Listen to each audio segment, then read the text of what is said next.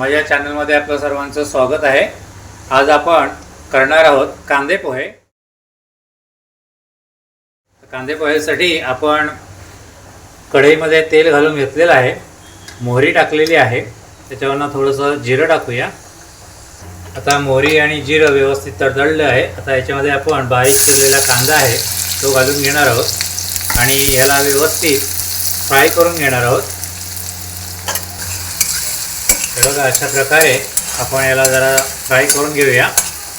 कांदा थोडासा ब्राउनिश झालेला आहे। आता याच्यामध्ये आपण टोमॅटो बारीक चिरलेला आहे तो घालूया, कढीपत्ता घालूया, हिरवी मिरची घालूया,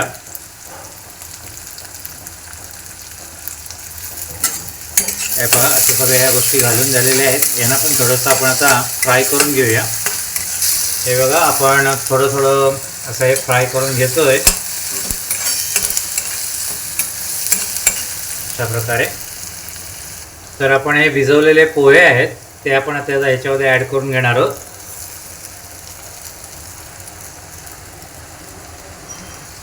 आणि हे आता आपण मस्त ह्याच्यामध्ये मिक्स करून घेऊया। हे सगळं सायली करते, मी फक्त आवाज देतोय। ह्याच्यामध्ये आपण एक अर्धा चमचा साखर टाकून घेऊया, चवीनुसार थोडंसं मीठ घालून घेऊया। पहा थोडीशी वरून कोथिंबीर घालूया आणि हे सगळं साहित्य आहे ते आता मस्तपैकी एकजीव करून घेऊया आपण। पहा सायली कसं व्यवस्थित एकजीव करून घेत आहे।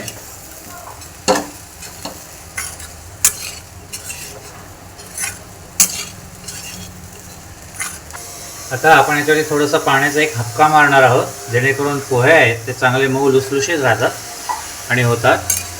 आणि पोहे थोडेसे असे मिक्स करून घेऊया आणि याच्यावरती आपण असं झाकण ठेवणार आहोत 1-2 मिनिटासाठी, चांगली वाफ येण्यासाठी। वाफ आल्यानंतर दाखवतो तुम्हाला। पहा मस्त एक वाफ आलेली आहे याला दणकून। पुन्हा एकदा आपण हे मिक्स करून घेऊया।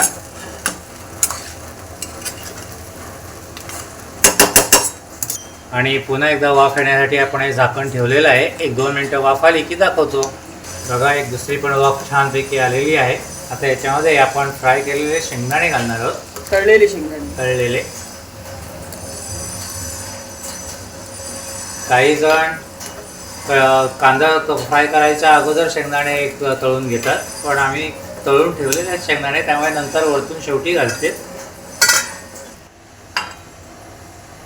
चांगला मुसळधार असा पाऊस पडतोय बाहेर, त्यामुळे सकाळ सकाळी आपण हे गरमागरम पोहे खाणार आहोत। हा तर याच्यावरती आपण बारीक शेव घातलेली आहे आणि उडदाचे पापड जोडीला। याच्यावर आपण लिंबू पिळून घेणार आहोत। सायली बघा लिंबू पिळते।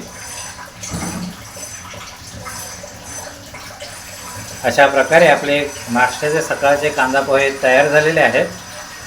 तर हे कांदा पोह्याची रेसिपी तुम्हाला कशी वाटली ते कमेंट्स करून मला नक्की सांगा।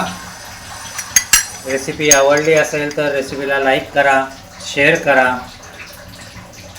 चॅनलवरती नवीन असाल तर चॅनलला सबस्क्राईब करा।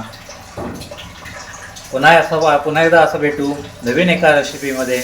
तोपर्यंत बाय बाय।